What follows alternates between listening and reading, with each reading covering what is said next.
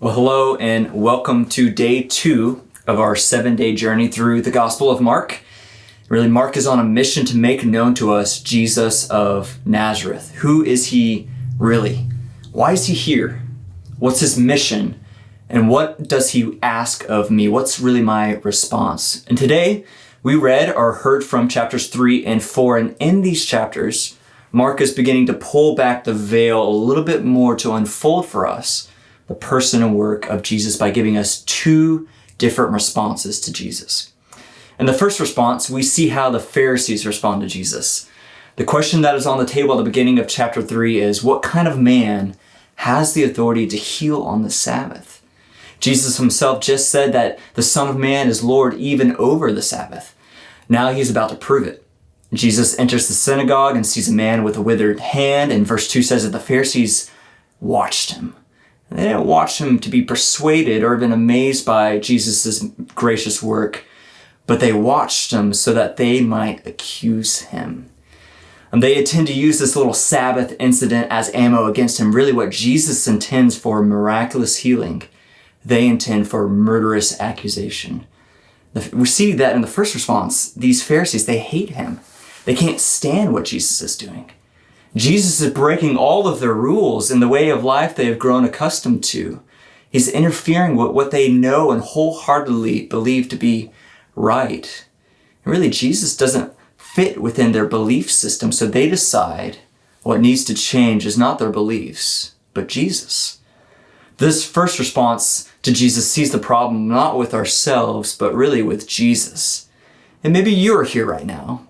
Maybe for you, Jesus doesn't fit within your view of a Messiah. Maybe for you, Jesus and his miracles doesn't fit within your understanding of science.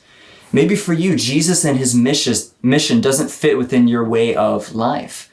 I don't want to have to stop living with my girlfriend or boyfriend. I don't want to give up anything. I don't want to change.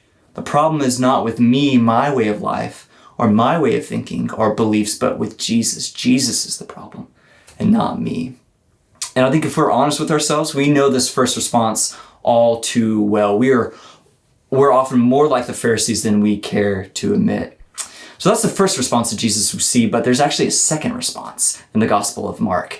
And we see it in these 2 chapters. In the midst of the Pharisees' rigid scrutiny, there are stories of true faith sprinkled throughout.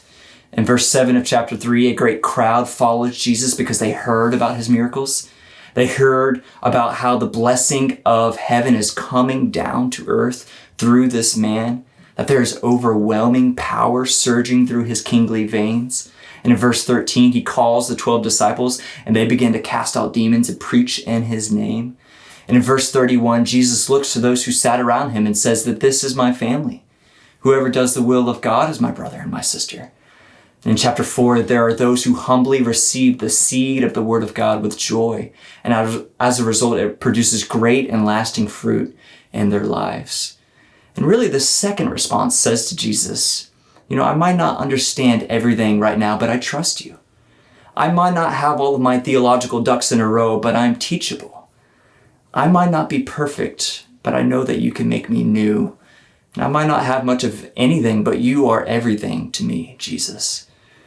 Church, my prayer is that you would see this Jesus, that you would love him and that you trust him and be completely satisfied in his fullness during this season of waiting and trial. I pray that you choose that second response. Go in his grace and peace.